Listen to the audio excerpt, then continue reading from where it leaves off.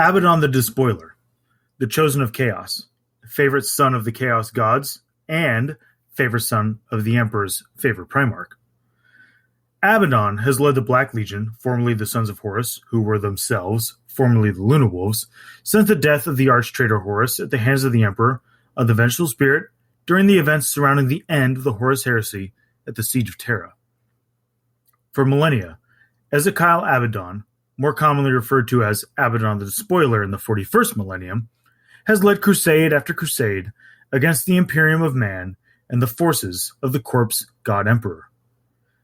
The Black Crusades, as they've come to be called, never succeeded in breaking through the Cadian Gate and smashing the mighty defenses of the Imperium until the recent storyline. So this begs the question, were the other Crusades failures and the final Crusade the only success? Or were they all successful at achieving different goals? When coming up with the title for this episode, "You Wouldn't Know Success If It Hit You in the Face," I began to wonder, who does the line refer to? Your initial answer to the question probably reveals a bit about your preconceived notions and biases to the characters in the fluff. Is the line spoken by Abaddon to the agents of the Imperium as he smashes their defense? Or is it being said by Guilliman or the Emperor as they begin to take the fight back to chaos after Abaddon finally got lucky on his 13th try? To ponder that question today, we have myself, Salty John, Adam, Danny, and Tom. Adam, let's start with you. Okay. So through the years, there have been a lot said about Abaddon in general, about his abilities as the Despoiler. I think that a lot of that is, funny enough, a lot of propaganda, especially espoused by loyalist players. And until recently, I don't think that Games Workshop has really denied that, so to speak. I mean, in the past, there's been 13 Crusades, counting the recent one. All of them have had, whether people know it or not, they've all had a separate agenda, which has been basically the same since second edition, when they first coalesced the background into what we know it today. And each crusade had a purpose, whether it was to get a weapon or get several weapons. In the case of the Blackstone fortresses, a couple of them were to get the pieces that would help control the Blackstone fortresses, his sword, things like that. So each Black Crusade had a purpose. Everyone just thinks that each Black Crusade was just an attempt to conquer essentially the universe and destroy the Emperor, when in fact it was to do it was multiple plans to bring about his final outcome, which would be to destroy the Emperor.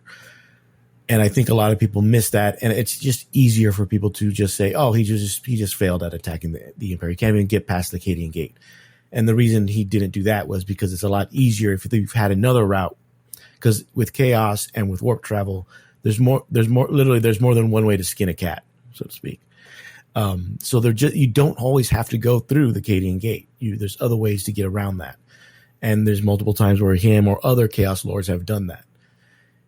And I think that over the years, people, especially with the models, because the arms came off so easily with that old 20-year-old model, I think that, coupled with just Imperial fanboys and just thinking that each crusade was an attack on Terra itself, or an attempt, so they assumed that it was a failure, where, just like most strategic planners, it's a series of events that leads to their ultimate victory, which he still hasn't had, but it looks like he's on the way to that. Okay, so I'm definitely one of those people who thinks that he's either a lucky idiot or kind of incompetent. So the reason for that is, so he retreats back to the Eye of Terror, right? After the Horus Heresy fails. So this guy, who's the lesser version of his Primarch, who also failed, had a lot in common with his Primarch. Also, he fails several times along the way, prior to ever becoming the leader of the Black Legion. So, as a son of Horus, during the Siege of Terra, he allows himself to be convinced that there's a better way to try to hasten the end of everything, and he goes on a mission that basically fails terribly because it's kind of foreseen by and preempted by Dorn because he's not a Primarch, right? So like it doesn't matter how much you get imbued by the powers of chaos, you're not going to be one of the Primarchs. Can the Chaos Gods create very powerful beings? Sure. Can they enhance your already great nature? Sure. Because they do that with the other Demon Primarchs. Abaddon's not a Demon Primarch. He's on the same level. So he's already starting off from a point that's below his starting point for, or what it should be if he was going to be a legit successor to the throne. Also, he killed all Horus's clones. So he clearly is threatened by the fact that there may be a successful way to clone Horus and therefore make him once again second. And although the other 12 Crusades may have had goals besides breaking out of the Cadian Gate, why were parts of it always directed at the Cadian Gate? Was he hoping for an off chance? Right? Like, the Cadian Gate is there. Cadia is there. It has these massive defenses. Everybody's always talking about, yeah, there's the next Black Crusade. Cadia needs to stand. If his goals aren't to break through, why assault the Cadian Gate at all? If he knows he's got to destroy these Blackstone fortresses, if he knows he has to get rid of the old Necron tier tech that's holding Chaos at bay, why waste the time, energy, and manpower throwing Chaos's adherents at Cadia? So I think that maybe there are other goals in mind, but maybe the Black Crusades, his failures, lead to his ultimate success. So I don't think that, I mean, kind of, he's a lucky idiot, right? But I feel like more the original Black Crusades before the 13th one that succeeds are more a case of he failed, but he learned from each failure and finally learned what he needed to do to succeed on the 13th one, right? So it's a little bit like how I never let my son win at chess, or I never let him win when we're playing or learning games of Warhammer. You don't let somebody win because they don't learn anything. They learn more by losing. And I think in this case, Abaddon learned more through losing those times to finally succeed the 13th time. I think there's some context in some of the Black Legion books and in the Horus Heresy novels that actually seems to indicate that you said that he was a lesser version of his Primarch. I actually think that that's only true while Horus was still loyal. So while Horus was still loyal, he was basically the pinnacle of man behind the Emperor himself. He was the favored son. He was an incredible general. But we see this de-evolution of Horus as he becomes incredibly powerful through the powers of chaos, while also becoming unraveled, untenably at grips with his reality, interiorly damaged. This becomes exacerbated when he gets stabbed with the Spear of Russ. And personally, I think that we see a lot too of his unravelings insofar as like during one of the we're seeing during this last Siege novel that the Emperor's children are basically doing whatever the hell they want. They don't care, but Horus doesn't mind because they're keeping the rest of the defenders busy. But then Perturabo just leaves, and some ships try to fire at him and try to get him to leave, but Perturabo leaves. But what's interesting about Perturabo leaving is the mentality he has doing that. Now, let's switch back to Abaddon for a second. Abaddon and the Mournival basically worship the ground that Horus, walks on from the very beginning. And then, you have all the storyline and the strife, what happens with Torgadon, what happens with Loken, all of those things. But even when you get to the heresy element of things and things start really moving forward, you start to see Abaddon kind of question why his dad is doing this, because Abaddon is like one of the people who truly believed like in the true original purpose of the heresy. Throw off the emperor and let's be our own kings. Let's be our own masters. Let's do this for the sake of making mankind really free, right? And he is one of those people that wasn't actually truly swayed by the powers of chaos, in my opinion. I think he's been blessed by chaos, not at this point, but because he kind of is that way by default by living in the warp. He never sought that out. In fact, he flat out rejected it. He has multiple lines in the Horus Heresy where he just is like, I don't get why these assholes are allying with demons, why they're doing this the way they're doing it. They're losing sight. They're losing themselves. There's actually a couple Emperor's Children characters in the War in Heaven who have similar lines of dialogue of knowing that the demons are coming to overtake them, but they're fighting every last minute to be ultimate perfection before that happens, because they remember the original envisionment of what it is that they were fighting for. They just happen to be on the rebellion side. And fast forward to the Black Crusades. Another thing we have to remember is time passes differently. So it's been 10,000 years since the heresy. We've had 13 Black Crusades, 12 before this one, right? And we're talking an average of one crusade every 800 years. So that's a long time of being like, yeah, we beat him, and it's going to be a while before he comes back. But in the warp, they've mentioned several times, for us, 50 years could be somebody else's 300, in real space, and that's a real tangible thing. So for Abaddon, he could really just be seeing these as sorties. What the Imperium has propagandized as crusades, he's calling, these are just my initial waves of attack. I mean, technically speaking, even though we know it doesn't happen this way, it could have literally just been 13 waves. He just said, all right, send out the next wave.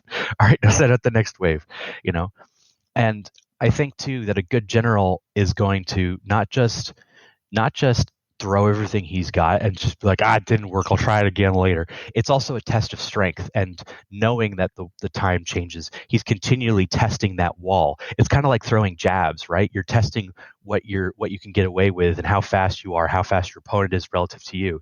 But in the broader scheme of what's going on, he could also be sending other agents out, right? So if Cadia is, if you imagine Cadia as the planet like 3 feet from the gate, you could just be like, I'm not going straight to Cadia, I'm going to go around. Well, Cadia is still going to come at you.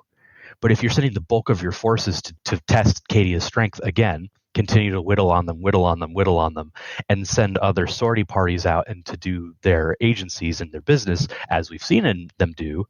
I think in one of the Codex lore tad bits, they talk about how in the last preceding crusades, there were a number of Abaddon's agents who, didn't participate in the Cadian Wars at all, and they just went around looking for Blackstone and smashing it, not in Cadia, like all around the galaxy.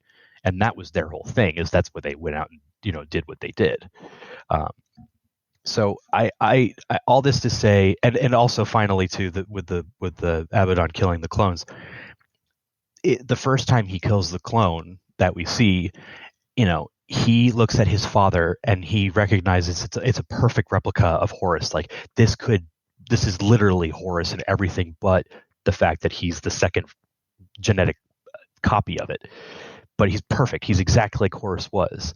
And he looks at Horus, perfected, uncorrupted by chaos Horus, with disgust.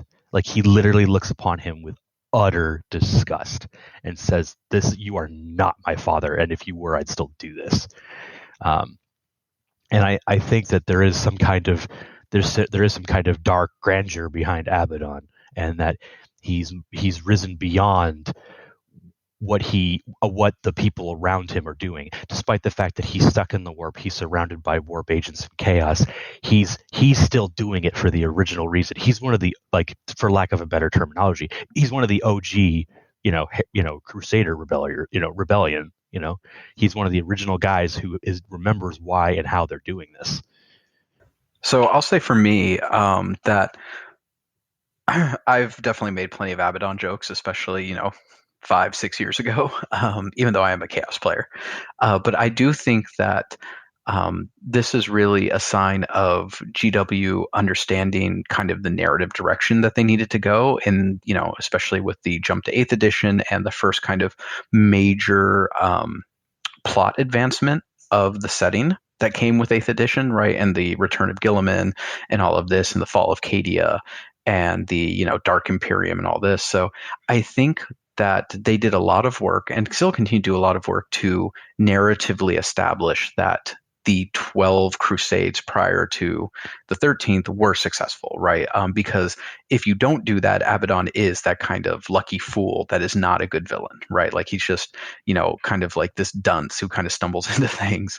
But I think they have done the narrative work in kind of the background to establish that, yes, this was a long game, and I think that's necessary because the one thing, like, in terms of the threats that the Imperium faces, and we consider the Imperium as kind of the standard protagonists of the story, right? Is that Tyranids are this kind of amalgamous threat, right? Like they're just this locust swarm. They're a natural disaster. The Tau are kind of this weird, like, I mean, and even in the fluff, they're this tiny little speck of dirt in the Imperium, right? Like they're not this huge threat. The Eldar are scattered and shattered and dealing with their own problems. The Necrons are almost in that Tyranid way. Well, now they have like the Silent King, and like I think it's because they added that like there needs to be these kind of central figures, like the Imperium has the Emperor, right? But Tyranids don't really. They have the hive mind, but that's just kind of hard to do. Before the Necrons, they were just kind of mindless. Now we have the Silent King, so that gives them a little more identity as an enemy. We've got Ghazghkull for the Orcs, who's always been there and kind of been the the main villain behind the Orcs.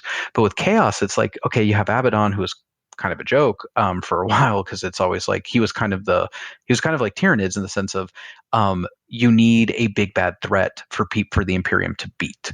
Right. And it's like, okay, Abaddon gets beaten and, retreats. But I think by changing the story and by kind of updating and pushing the narrative forward, by giving him that layers of like, no, this was all a plan. It makes it gives Chaos an actual specific character to challenge, kind of a singular character to focus on in the faction where you can kind of identify with, that makes him much more, I think, interesting, and gives him that kind of that gravitas to be like, kind of this central scary figure. And, I think, again, 6-7 years ago, it's a lot harder to make this argument because, there's definitely the stories about like how he gets Drakian or whatever, however you pronounce the stupid demon sword's name, and all this, like that there are some successes behind his, the first Crusades. But now I think they've really done the work to establish, that this was and you can call it a retcon if you want, but I think it's just really clarifying and updating the narrative as a whole of this game, that like, no, Abaddon is a distinct existential threat, right? Like this is someone who has the will and the intelligence and the tenacity to actually destroy the Imperium, not just because, well, there's chaos and chaos is eternal, but no, it's because there is this one singular individual who can wield chaos and the forces of chaos as a unified force. So I think of him like akin to what fantasy was always good with chaos was you always had Archaon, and Archaon was always a bad motherfucker. I'm sorry, bleep that. But Archaon was always Archaon was always an existential threat. Anytime Archaon showed up, it was a big deal, right? And I think they've done a better job of making Abaddon that proxy of the existential threat, and by establishing that, I think it's their game, it's their story, and I think it's an important part of identifying, hey, we have this kind of antagonist that we've underutilized, we've kind of, to build story, made him kind of a failure. Let's clarify that and expand upon that and be like, oh, this is what really happened. I think there's nothing wrong with that. And B, it does add a necessary layer to give Chaos, especially Chaos Space Marines, but Chaos in general, a central character in which to build your narrative, in which to focus your narrative. Because things like again, the orcs have Ghazghkull, with the Eldar, it's like they need to need to work on that. Although they're always kind of hedging their bets with Eldar of like, well, they're kind of the enemies and kind of not. Tyranids don't have that, and that can be kind of a narrative problem where the Tyranids are there just kind of beat up on. And I think now they're trying to make it to where Chaos isn't just, oh, they're there for the Imperium to beat. It's like, no, this is a legitimate threat. And I think you need that because it adds more stakes to the narrative, right? And also gives people who are getting into the game a distinct character to identify with on Chaos, not just like, oh, cool, I like this big demon, but like, no, here is this person with their rich backstory and their, et cetera, et cetera. So I think it's it's a time thing. Ask me this question 6 years ago, I think there's a different answer. But as of today and now, I think that the answer is no. I think he was successful. And that's the way he's been written to be. And honestly, that's a better story than just he's inept. Right? Because you don't want to villain. I'm stuck 6 years in the past. Yes. Yes, I am. But you knew this already. I did. I think like I mentioned earlier, it's a lot of the successes he has been in place since second edition, but I think they never really expanded on it other than putting it in the codex. So if you didn't have the Chaos Codex, if you just had your codex and you just listened to what people said either in your play group or online, you just believed what they said about, like the meme with him was we trained him like that way as a joke, things of that nature. But like Danny mentioned, I think now they're finally realizing, well, we can't just keep him as the mustache twirling bad guy, Saturday morning cartoon guy. We kind of kept him at all these years. And I think with the recent Black Legion and Talon of Horus books, along with some of the recent fluff changes when 8th edition was released, has allowed them to expand on his character, including the Horus Heresy. His character, and especially his motivations, as opposed to just trying to like smash, kill, maim, burn. So that he's more like, if you read Black Legion or Talon of Horus, one of the reasons he creates the Black Legions is not to give rebirth to the Sons of Horus, but to once again create a sense of brotherhood within the Chaos Legions that was missing when all of them started worshiping the Chaos Gods, because they were so focused on the gods that they lost that sense of brotherhood with each other that the legions used to have during the Grand Crusade. So because of this, I guess you can call it a retcon of his character, it gives him more background and reason to do these crusades, and why he plays literally the Long War in at least to imperial perspective, because of the time change in the warp, for this grand plan of his that GW has decided to give him, and especially with the Blackstone stuff, because that wasn't a thing, or at least I don't think it was back when this was first written, or they didn't expand on it. Blackstone fortresses were around though, right?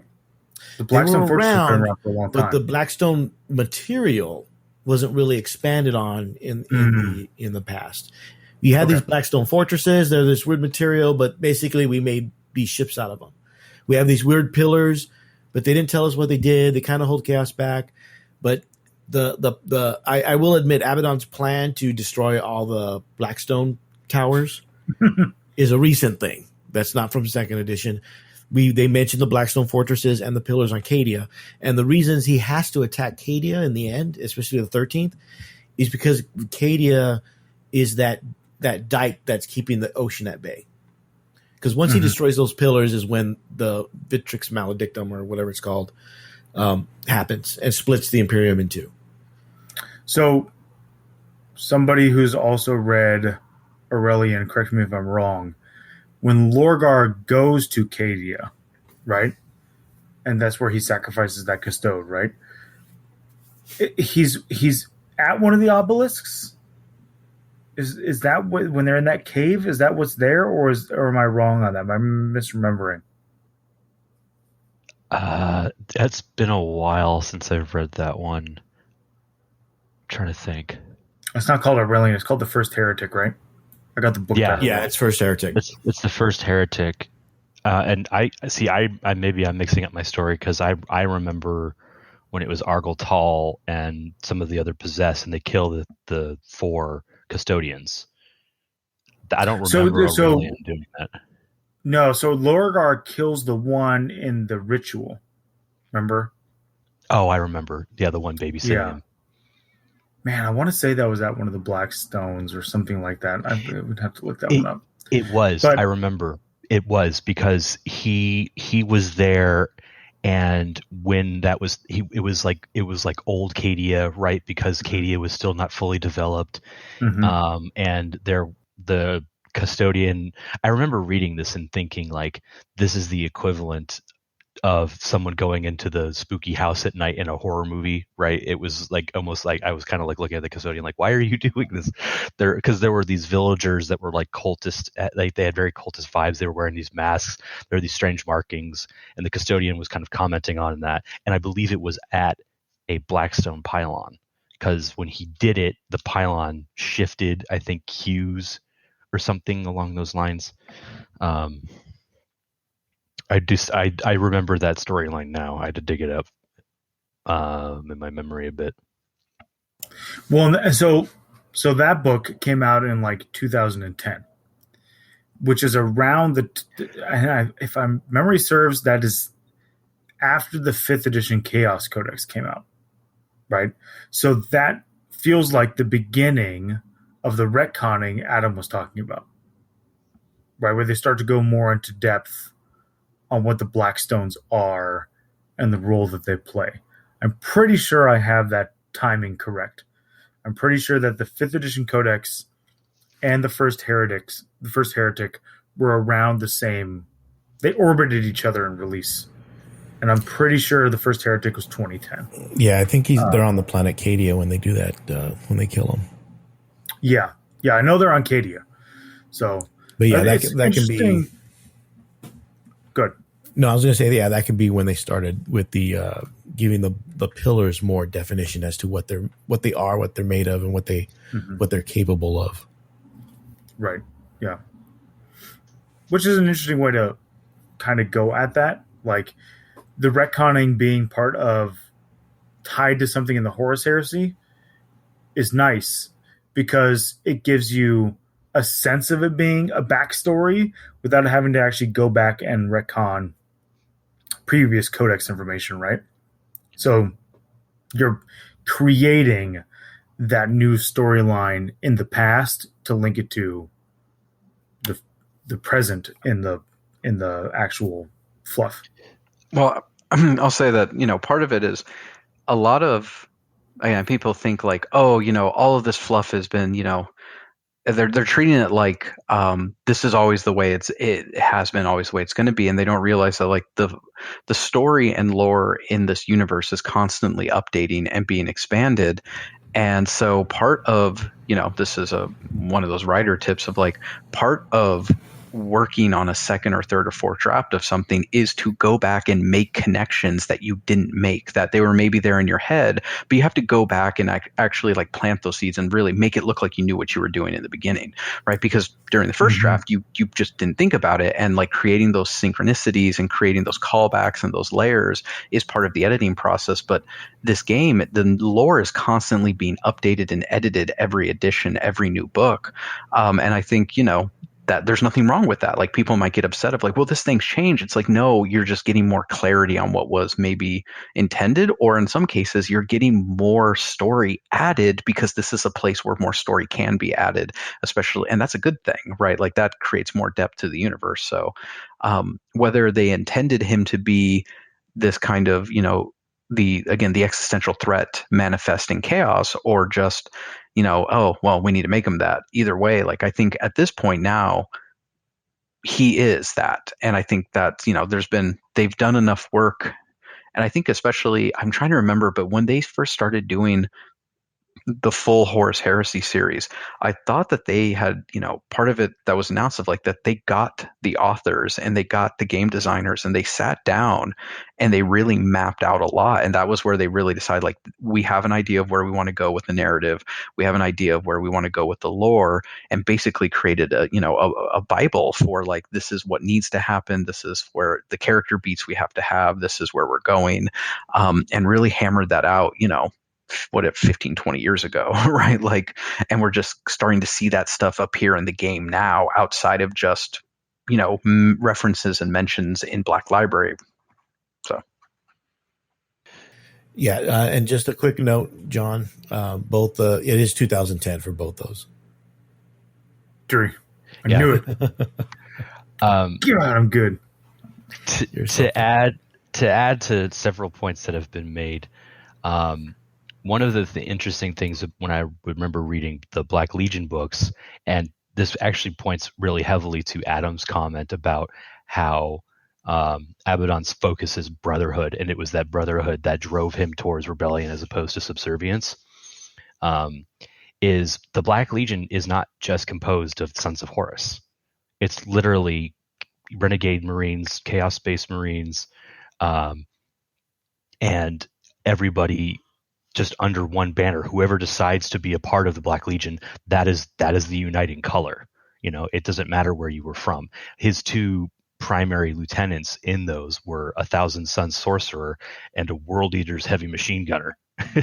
And that's the basis of his command cadre of the Black Legion right there. And it's this amalgamation of everybody. The next two recruits are a word bearers guy and a guy from the Emperor's Children. And his whole point is that camaraderie, that brotherhood, that we rely on each other, and not this we rely on gods or kings. It's actually, it echoed a lot of narrative things from the BioShock series. Actually, I remember when I was reading it, I thought there were very similar philosophies, no gods or kings. And then as an interesting point, kind of to parallel how Danny's been talking from a narrative, from a writing perspective, I'm fairly certain, with the possible exception of one of the in-between novels like Sons of the Selenar, and I think it's specifically that one, Abaddon is in almost every single Siege of Terra book. He's in almost every single one.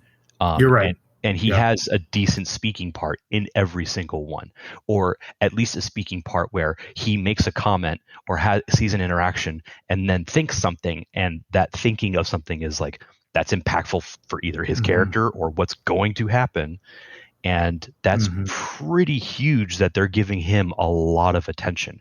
I mean, the only other character I think that has as much time as him, it's either Dorn or Malkador, which is saying you're something. Right. He has those key scenes like Dorn and Malkador, but Dorn and Malkador get more of them. But yeah, you're right. Abaddon has these key scenes, even more so, I think, than Horus. In the Siege of Terra books, not the Horus Heresy books. Yeah, in the Siege of Terra books, Abaddon gets some very key scenes, more so than Horus, on that side, which is pretty interesting. Yeah, it's a good point, Tom. I never even thought about that until you said it. Like, I'd never made that observation. And just to put a bow on it, so to speak, I think part of the, charm of the Games Workshop background for 40K is the fact that, and Danny alluded to this earlier, is the fact that the background is so malleable because it's based on history that's thousands of years old, as opposed to like in other sci-fi genre settings is only maybe a few hundred. So it's easier to have information that was lost for a while and then suddenly found, and then all of a sudden we have this now, and Abaddon's actually like this because we have this new information.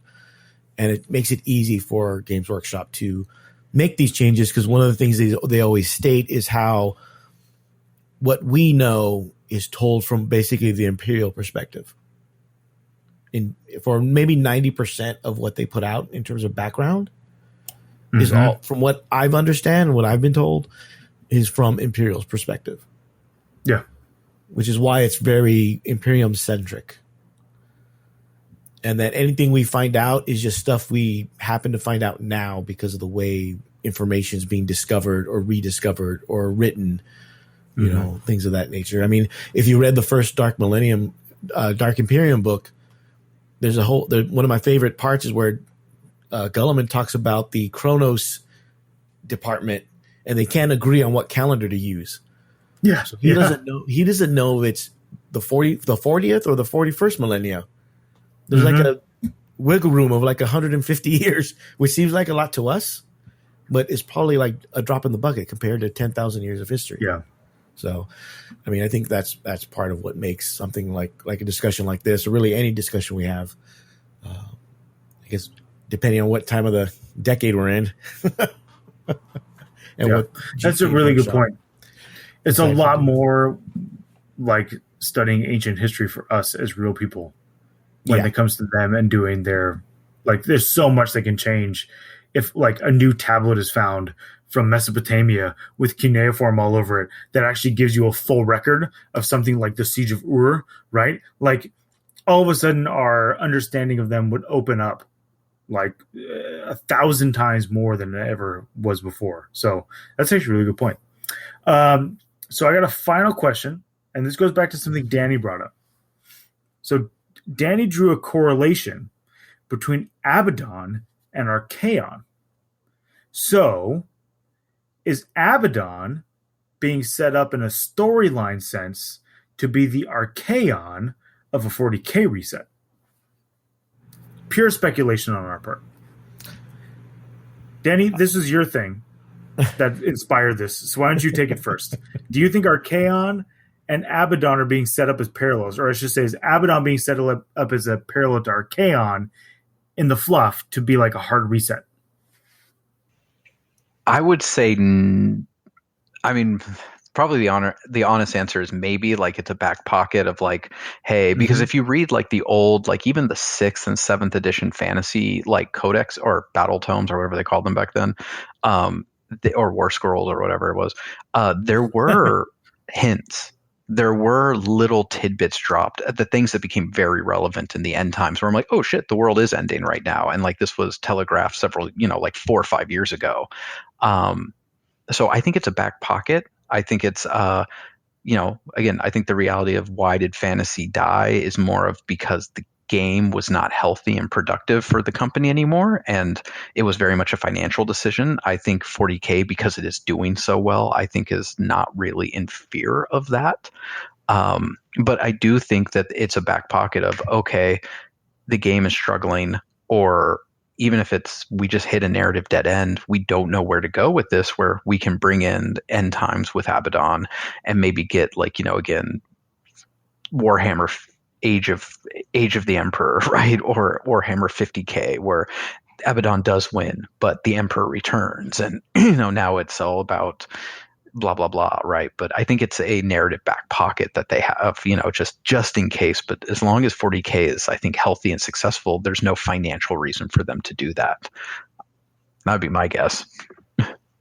It's funny too, because I distinctly remember when in 8th edition they were starting to gear up after all the codexes had been released. They were starting to gear up those campaign novels, and they started doing those teaser videos of that Inquisitor, and we had no idea what she was talking about. And there's this huge thing, like a lot of people were speculating, like, wait, is this the 40K end times? And it actually sparked a lot of really, I mean, you got a lot of salt, and you got a lot of salt on both sides, but I think it's sparked a lot of really interesting conversations of what that would look like. I've never read it, but there's supposed to be a fan novel that's not canon. Obviously, it's not accepted, but it was basically Warhammer 50K, and it was called, I think, The Shape of Things to Come. Again, haven't read it. I actually kind of want to, just to see if it was any good. But the whole point of that book, from what I have been told, is it takes the grim darkness of the 40K reality, or the 41st millennium, and it just says, well, following the logical conclusion of everything going to hell in a handbasket, what happens in the next 10,000 years? And it becomes a much, much darker reality, one that you could probably argue is on the brink of an end times, or is a post end times scenario. And they could easily do that, I think, in 40K in a way that a way that allows it to still be the same storyline and the same game, but all of a sudden the pieces change, the direction change, the kind of flow of it changes. I mean, you could do that from, I think, a narrative and maybe even game sense if you wanted to. Yeah. But I have a feeling, kind of like what Danny's saying, I feel like they'd only do that if they ran out of narrative, or if it wasn't generating enough revenue. I don't think they have any problem in the latter category. And in the former, I actually think that they have a lot of people who are incredibly creative, just great authors, that they've probably, like, if you were to ask them to brainstorm, what do you think the next 10,000 years, 5,000 years, 1,000 years looks like for the storyline, they'd come up with some interesting ideas that doesn't necessarily involve an end time kind of idea. Back on topic, I think along with Danny, I think he kind of is, and like Danny mentioned, he's kind of like a back pocket just in case. There's a lot of parallels to the two stories up until at least up to the moment where Archaon actually destroys the old world. They both were gearing for like this big battle, and they would almost get there, but not really. Fortunately for Abaddon, he doesn't get headbutted by an orc. If for those that remember, about that. I forgot about that part of the story. I was a big orc player. That was a tough look for my guy. I used to be a big fantasy orc player, so I love that part until they retcon that. But he still does it in the current end times. But I think like Danny said, it's something they have in their back pocket just in case, because they can drag this out for however long they want to, really. And I think what's funny is Be'lakor is in both universes, universes, and in both universes, I believe he has the same function, which originally in fantasy, and I think in Age of Sigmar, well, not maybe Age of Sigmar, but in fantasy, he was the one that's supposed to put the crown on the Chosen of Chaos, which in fantasy he has done before, and he finally did it to Archaon before Archaon destroyed the old world. I don't think he's ever done it for Abaddon, as far as I can remember. But if that ever happens, for those that are listening, that's a big clue that something's big's going to come down, because he doesn't do that for anybody. So until they do that, I don't think they're going to really go that much in regards to being parallel to each other. I think that concept is there in regards, like, this guy could kill the universe, but I don't know if they'll ever execute it, because the 40K universe is so much larger than the old world was. Mm-hmm. And I think Age of Sigmar at this point is on that same scale as the 40K universe. So I don't think they could repeat something like that again. Because have you seen some of the maps of the Age of Sigmar? Yeah. Some of the areas they put initially, and those areas are pretty big. When you look on the realm, they're actually like a pinprick in regards to how big the realm actually is. Yeah, it's much bigger than the realm of fantasy. Yeah, so I don't foresee that happening anytime soon. I don't see it. I see it, but I don't see it at the same time, I guess. Yeah. I think for me, Abaddon and Archaon are paralleled in that they advance the storyline, but I definitely fall into the category of, I don't think Abaddon destroys, but I think what he does is he does bring about what's the end times. So if the 40K timeline hasn't actually advanced to the end times, right? Because it's in the end times that the lion will wake up, right, on Caliban or on the rock. It's in the end times or the wolf time that Russ returns. Right. So they all have all those storylines for the end times, but there's not an end times occurring. So I think that in the 40K universe, Abaddon serves the function of Archaon of advancing the storyline to that point. But I kind of agree. I don't think it would advance to he does destroy everything and it does a hard reset. Because I feel like that's a harder thing to do in 40K, like you guys are saying, because of the world and the way the world is and the way it's developed. It's much harder to do the done, over with, start over, reset, because the storyline doesn't lend itself to a reset really at all. Because the end times ends the galaxy, right? It's easier to like reset a world using chaos to reform and like all this kind of stuff, right? It's harder to do that with the whole galaxy and have all the different groups there. Plus, like you guys are saying, I think every one of you made this point very saliently. They don't need to from a business perspective. Like 40K is strong enough from a business perspective. They do not need to reset to redo the game. It's fine. But I do love that parallel that's drawn. Also, it kind of comes back to the episode title. You wouldn't know success if it hit you in the face. Because Archaon knows an awful lot of success. With Abaddon, it's less obvious that he knows success when it happens. And so that makes him, in my opinion, the better character. Because he has that layer of, I've learned, I've tried, I've tested the waters. Whereas with Archaon, he's reached the point now, well, he ended the world once. Right? And so now it's, I'll do it again. Okay, we're starting over again, right? Yeah, so it's like the same storyline over again. Okay. Well, thanks for listening to the latest episode of Pod Save the Imperium. We're going to endeavor to bring you more episodes more often. We hope you enjoyed. And go ahead and listen to the other podcasts in our group, which if you're into competitive Warhammer 40K would be TFG Radio, also Focused Fire. And if you were into Age of Sigmar, we talked quite a bit about Age of Sigmar today, actually, ironically enough. Give a listen to Party at the All Points, which is all about Age of Sigmar and competition.